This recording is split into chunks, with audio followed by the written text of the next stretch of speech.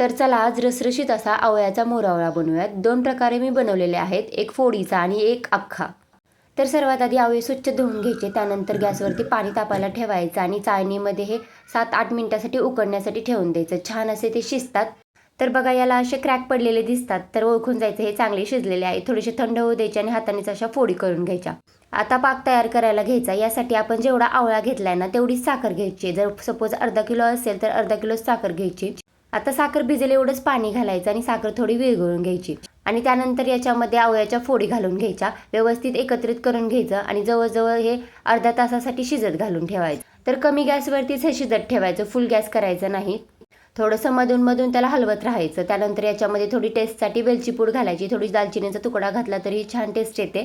तर हळूहळू पाकाला घट्टपणा येतोय बघा। तर बघा अशा प्रकारे एक तारी पाक आला की गॅस बंद करून घ्यायचा, कारण ना हे थंड झालं की अजून पाक घट्ट होतो, म्हणून थोडा सैलसरच ठेवून द्यायचा। तर अशा प्रकारे आपला मोरावळा रेडी आहे।